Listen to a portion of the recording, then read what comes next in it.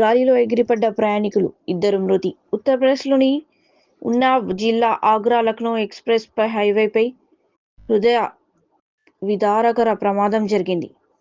అతి వేగంతో వెళ్తున్న పికప్ ట్రక్కు ఒక్కసారిగా నియంత్రణ కోల్పోయి డివైడర్ను బలంగా ఢీకొట్టింది. ఈ ధాటికి వాహనంలోని ప్రయాణికులు గాల్లోకి ఎగిరి రోడ్డుపై పడిపోయారు. ఈ ప్రమాదంలో డ్రైవర్ మురారి, 3 ఏళ్ల చిన్నారి శిక్ష అక్కడికక్కడే మరణించగా మరో 6గురు తీవ్రంగా గాయపడ్డారు. డ్రైవర్ నిద్రమత్తులోకి జారడమే ప్రమాదానికి కారణమని పోలీసులు ప్రాథమికంగా నిర్ధారించారు. స్కూల్లో 165 మంది బాలికలు మృతి. Video viral. దక్షిణ ఇరాన్లోని మినాబ్ పట్టణంలో ఫిబ్రవరి 28న జరిగిన ఘోర వైమానిక దాడిలో ఓ ప్రాథమిక పాఠశాల నేలమట్టమైంది. ఈ ఘటనలో 165 మంది బాలికలు ప్రాణాలు కోల్పోగా మరో 96 మంది గాయపడ్డారు.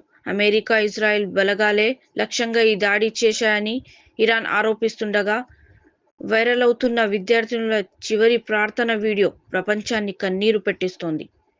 యుద్ధోన్మాదానికి అమాయక చిన్నారులు బలవ్వడంపై అంతర్జాతీయంగా తీవ్ర నిరసనలు వ్యక్తమవుతున్నాయి. తెలంగాణ జాగృతి అధ్యక్షురాలు కల్వకుంట్ల కవిత అరెస్ట్. నార్సింగిలో మూసీ నదిని ఆక్రమించి అక్రమంగా నిర్మిస్తున్న భవనాలపై చర్యలు తీసుకోవాలని కోరుతూ స్థానికులతో కలిసి ఈరోజు సాయంత్రం 4 గంటల నుంచి కవిత ధర్నా. హైడ్రా బుల్డోజర్లు అక్కడికి వచ్చే వరకు ఆందోళన విరమించేది లేదని బైఠాయించిన కవితతో పాటు పలువురు జాగృతి నాయకులు అరెస్ట్. నార్సింగ్ పోలీస్ స్టేషన్కు తరలింపు. మిర్చి తోటల గుండా రైలు ప్రయాణం. గుంటూరు జిల్లాలోని మిర్చి పొలాల గుండా రైలు వెళ్తున్న డ్రోన్ వీడియోను సోషల్ మీడియాలో వైరల్గా మారింది. కోత కోసి ఆరబోసిన ఎర్రటి మిర్చి, పచ్చని ప్రకృతి మధ్య సాగుతున్న ఈ ప్రయాణం కనువిందు చేస్తోంది. ఆంధ్రప్రదేశ్ గ్రామీణ సౌందర్యాన్ని, రైతుల శ్రమను ప్రతిబింబిస్తున్న ఈ అద్భుత దృశ్యాన్ని మంత్రి లోకేష్ షేర్ చేయగా నెటిజన్లు ఫిదా అవుతున్నారు. బాచుపల్లిలో భారీ అగ్ని ప్రమాదం. దగ్ధమైన ఫర్నిచర్ షాప్. హైదరాబాద్లోని నిజాంపేట్ సర్కిల్ పరిధిలో భారీ అగ్ని ప్రమాదం చోటు చేసుకుంది. బాచుపల్లి ప్రగతినగర్ ప్రధాన రహదారిపై ఉన్న ఒక ఫర్నిచర్ దుకాణంలో ఒక్కసారిగా మంటలు చెలరేగి క్షణాల్లో షాప్ మొత్తానికి విస్తరించాయి. విజ్ఞాన్ విఎన్ఆర్ కాలేజ్ సమీపంలో జరిగిన ఈ ఘటనతో ఆ ప్రాంతమంతా దట్టమైన పొగ కమ్మేసింది. సమాచారం అందుకున్న అగ్నిమాపక సిబ్బంది ఫైర్ ఇంజన్లతో మంటలను అదుపు చేసేందుకు తీవ్రంగా శ్రమిస్తున్నారు. మృత్యు అంచుల దాకా వెళ్లి ప్రాణాలతో బయటపడ్డ వ్యక్తి. గుజరాత్లోని వల్సాద్లో ఒక వ్యక్తి లిఫ్ట్ ప్రమాదం నుండి త్రుటిలో ప్రాణాలు బయటపడ్డాయి. వత్సల్బాయ్ అనే వ్యక్తి తన ఫ్లోర్లో దిగుతుండగా లిఫ్ట్ తలుపులు తెరిచి ఉండగానే ఒక్కసారిగా వేగంగా పైకి దూసుకెళ్లింది.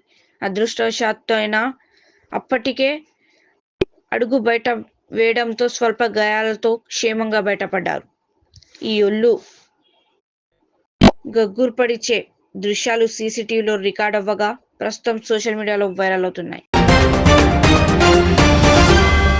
చిన్నస్వామి స్టేడియానికి ఐపీఎల్ కళ వెంకటేష్. బెంగళూరు క్రికెట్ అభిమానులకు శుభవార్త. ఐపీఎల్ 2026 సీజన్లో రాయల్ ఛాలెంజర్స్ బెంగళూరు ఆర్సీబీ తన హోమ్ మ్యాచ్లను చిన్నస్వామి స్టేడియంలోనే ఆడనుందని కర్ణాటక స్టేట్ క్రికెట్ అసోసియేషన్ అధ్యక్షుడు వెంకటేష్ ప్రసాద్ ధృవీకరించారు. గత ఏడాది జరిగిన దురదృష్టకర తొక్కిసలాట ఘటన తర్వాత ఇక్కడ మ్యాచ్ల నిర్వహణపై సందిగ్ధత నెలకొన్న సంగతి తెలిసిందే. ఆర్సీబీ 5 మ్యాచ్లను బెంగళూరులో, మిగిలిన 2 మ్యాచ్లను రాయ్పూర్లో ఆడనుంది.